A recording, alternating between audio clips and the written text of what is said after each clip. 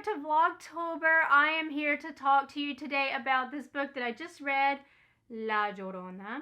I promised I would be reading this book this month, and so today I am going to be doing a review on this book.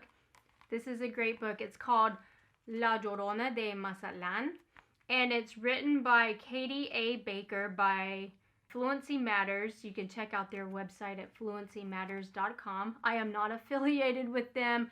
I am just learning Spanish, and I picked up this book and I thought I would just do a review. Now, it is geared toward beginners, but I did not feel that it was too easy, and it wasn't too difficult either. It was the perfect level for me. It's based on a Mexican legend, La Llorona, so it definitely has culture, which I love. It also has high frequency vocabulary words, so it's words that are used often in Spanish, and I like that they use these words in Spanish because even though if I looked at a vocabulary list, I would be able to pick out those words, I would know what they mean. But I like in this book, they actually have words that I already knew, but they have it in different contexts. They use the words in different ways that I have not seen before. So I really liked that about the book. It did have some additional vocabulary that was a little bit unfamiliar or that I had forgotten about or that maybe I just needed to brush up on.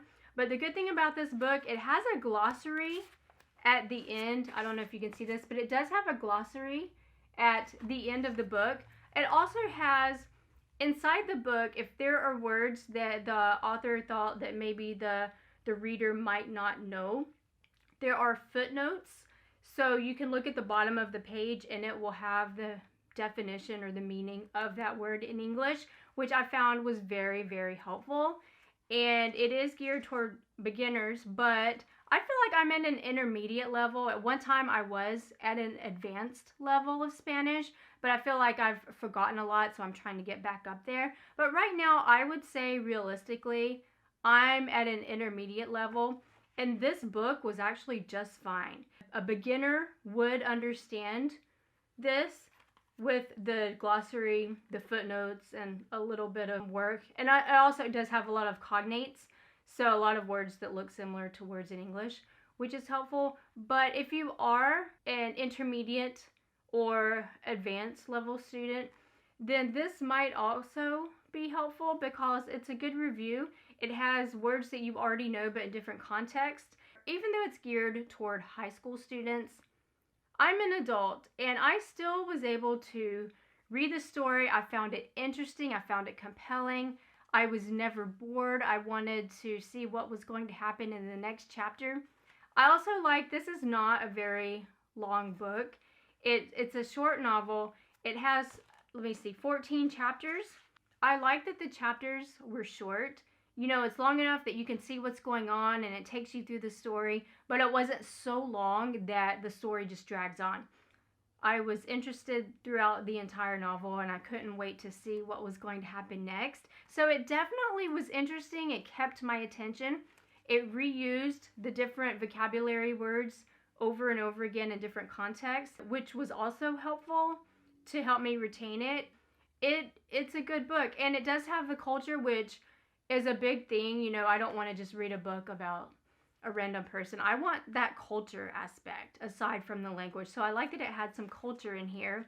And I also liked that even though it did have the legend La Llorona, which as a mom, that legend is kind of heavy for me. Like, it is really upsetting. Even though I've been talking about it this whole month and reading about it, it's very heavy. Like, it really affects me. I was okay throughout the novel. It does have a version of La Llorona at the end of the book, but it was still okay for me to read, and I really enjoyed it. I believe on the website, on the Fluency Matters website, they do have an audio version of the book, so I honestly think I'm going to check it out. When I read this book, I was mainly doing it for pleasure reading.